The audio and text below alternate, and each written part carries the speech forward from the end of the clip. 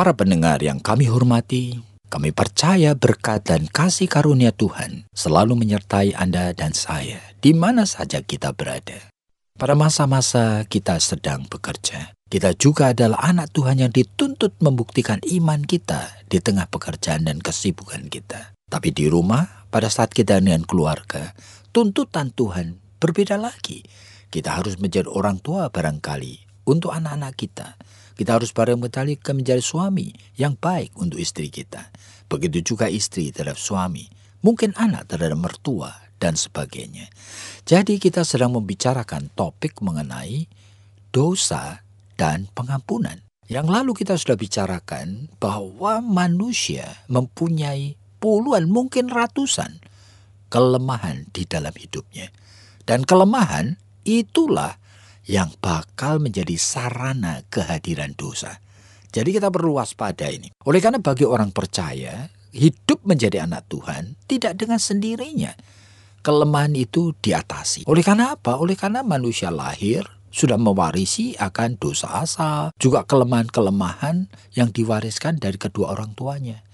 Nanti pengalaman masa kecil itu memberikan lagi kelemahan-kelemahan itu berkembang, bertambah oleh karena pengalaman hidup yang banyak. Baik dengan orang tua maupun dengan lingkungan, dengan kehidupan, dengan apa saja. Akibatnya kita mempunyai puluhan mungkin ratusan jenis kelemahan yang bakal menjadi sarana dosa. Dan kita perlu waspada. Dan kali ini kita akan sampai untuk membicarakan mengenai dosa dalam hubungan dengan kehidupan seorang yang bernama Daud. Dan saudara sudah bisa menduga, ada dua dosa besar yang Daud lakukan. Kita akan bicarakan secara bertahap. Tapi yang pertama, kalau secara fenomena di luar, itu dosa yang kelihatan itu adalah dosa perzinahan yang dicatat di dalam 2 Samuel pasal yang ke-11. Di mana Daud pada saat itu disebutkan pada masa bangsa-bangsa khususnya dipimpin oleh raja-raja itu pada pergi berperang. Mungkin itu masa musim adalah musim panas di mana banyak sekali sebetulnya itu kesempatan untuk menjelajah tempat-tempat yang lain yang berbeda. Nah, sehingga banyak raja-raja berperang.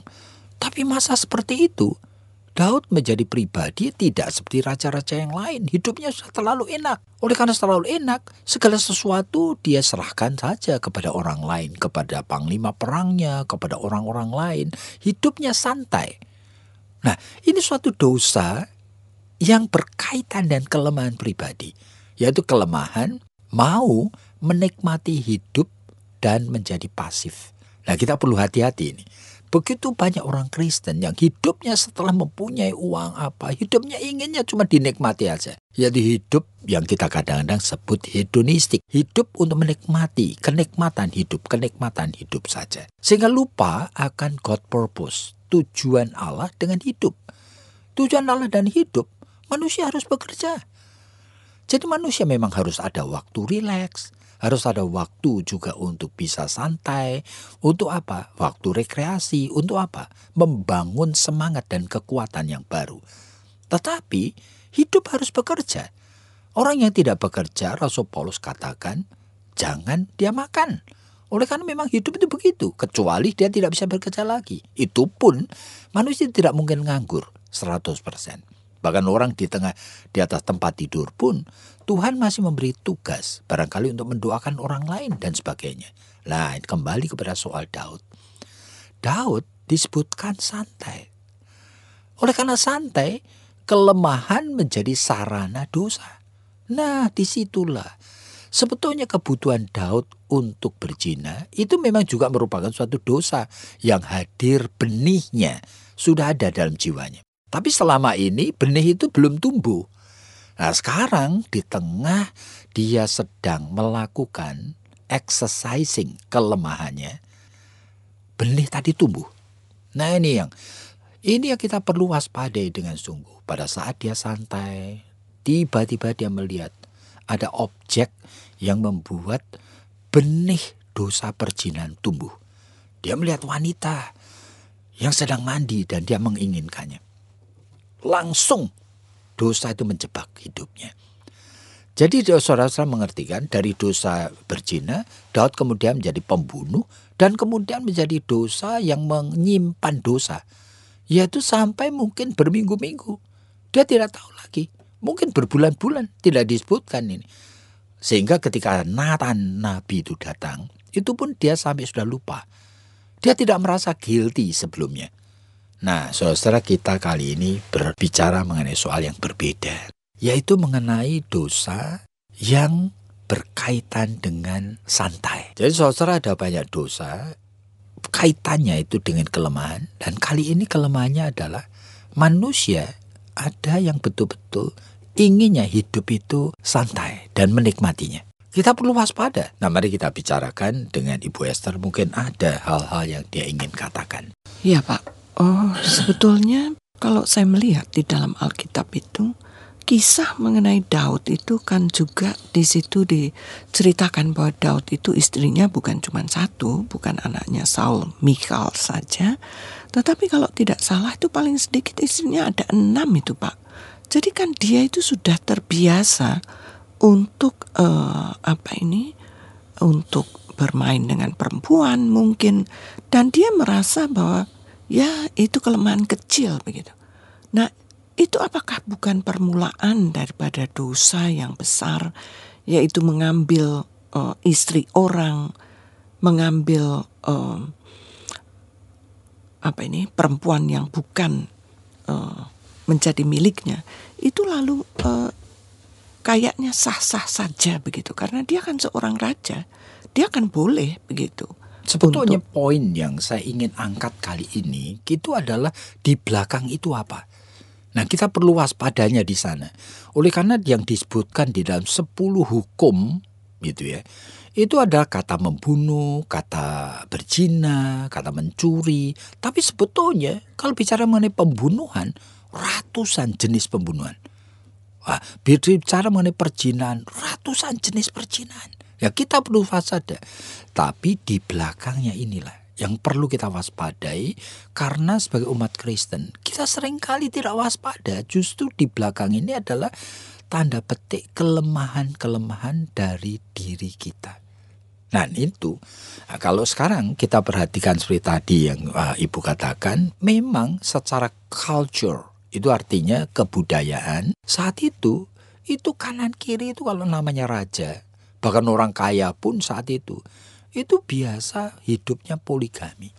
Sehingga mulut manusia itu tidak membicarakan jikalau seorang raja punya banyak istri. Sehingga seolah-olah acceptable. Nah, itu jenis dosa lain lagi. Tidak peka, seolah-olah kalau lingkungan menganggap acceptable, dengan sendirinya boleh. Nah, itu poinnya di sana. Nah, kalau mau ditelusuri ke sana, kita akan melihat sebetulnya masalah ini menjadi kompleks juga dalam kaitan dengan kehidupan sekarang ini. Jadi banyak orang yang selalu berpikir oleh karena lingkungan itu menganggap merokok itu acceptable, ya kan? Sebelum ada masalah-masalah yang sekarang dimunculkan, sehingga manusia merokok, tidak ada orang membicarakan dia. Oleh karena apa? Lingkungan sudah menganggap acceptable, sehingga tidak pernah bertanya dan bergumul lagi, apakah tingkah lakuku ini berdosa? Nah, begitu juga dengan Daud, mengambil istri.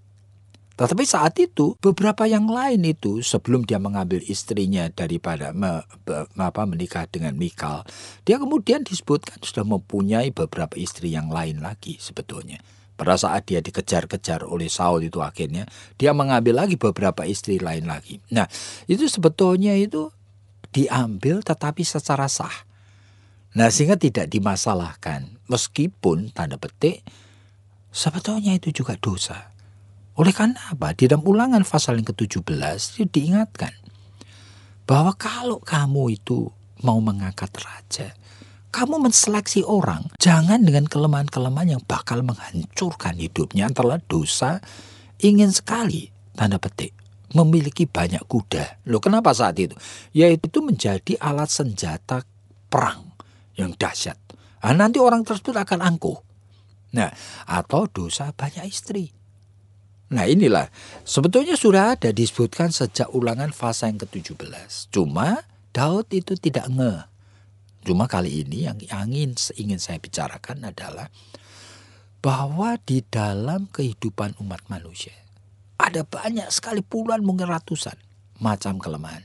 Dan kelemahan menjadi sarana kehadiran dosa. Dan Daud kali ini adalah kelemahan hidup ingin menikmati dan santai.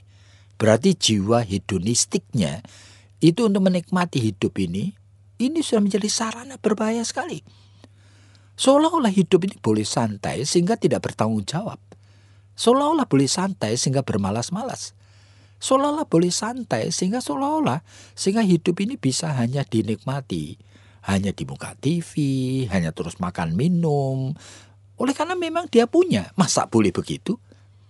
Jadi apakah Anda para pendengar merasa juga boleh untuk menikmati hidup ini hanya oleh karena saudara bisa dan punya? Dan ini merupakan sesuatu yang berbahaya sekali.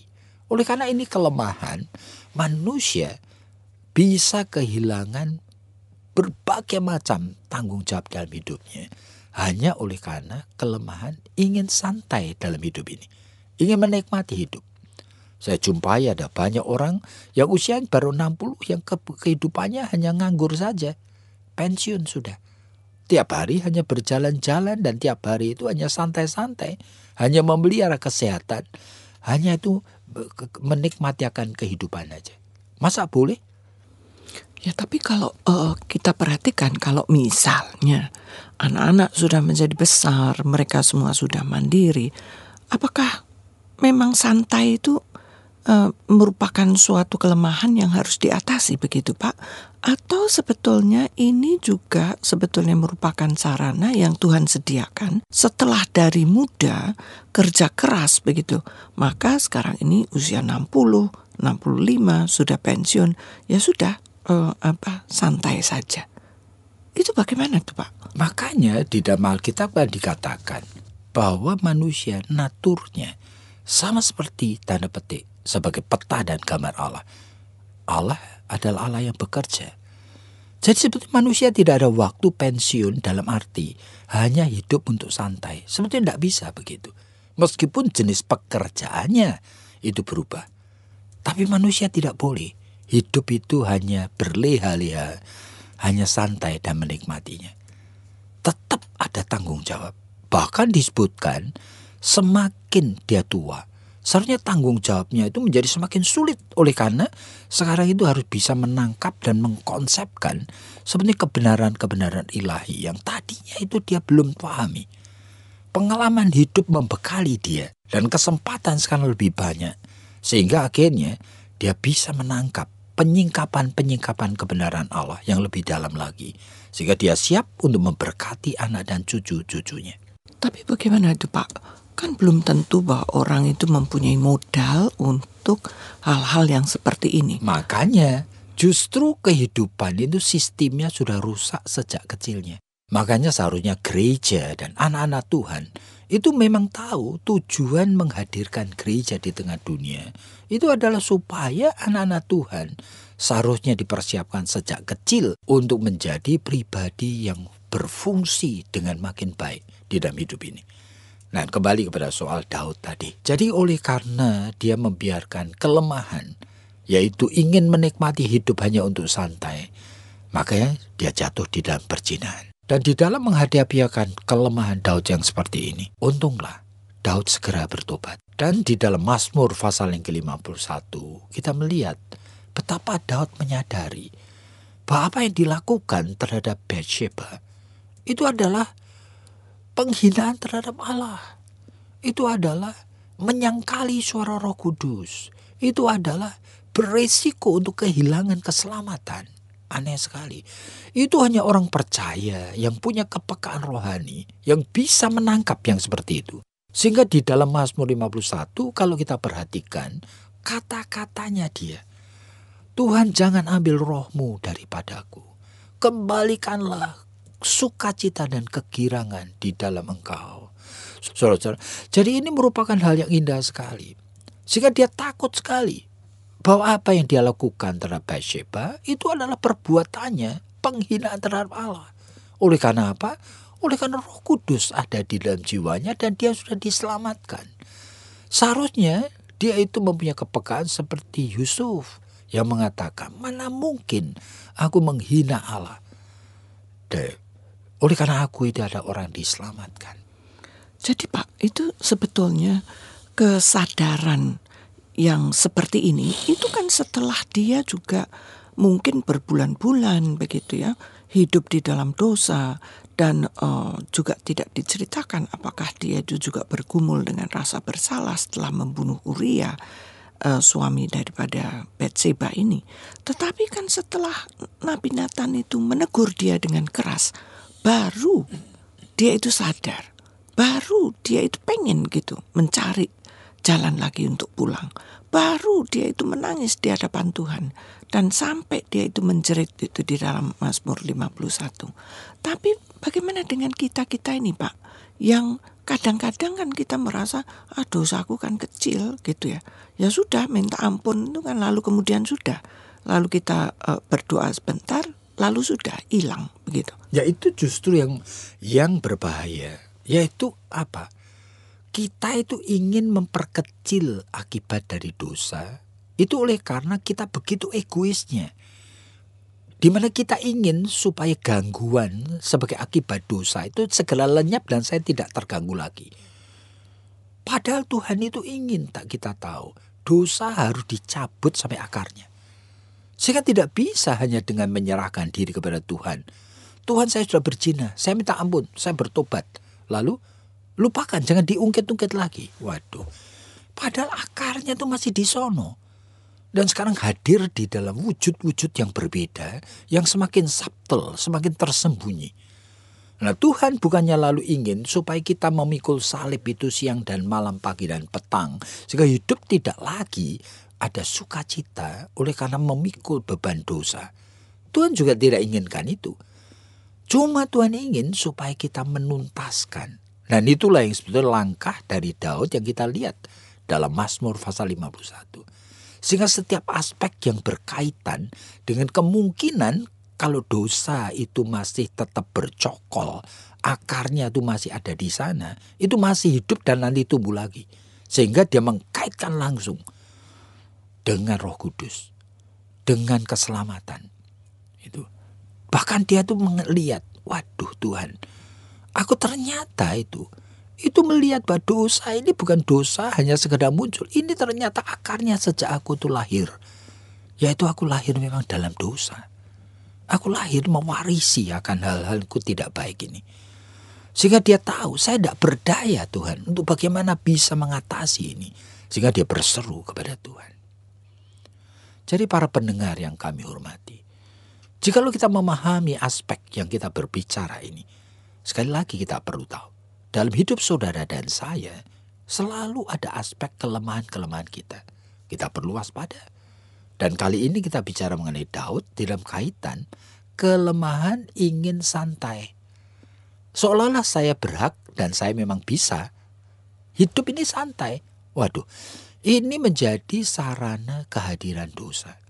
Nah, dia kemudian menjadi sarana kehadiran dosa perzinahan. Dan kita perlu waspada. Kadang-kadang santai sarana kehadiran dosa, nanti dosa macam apa lagi?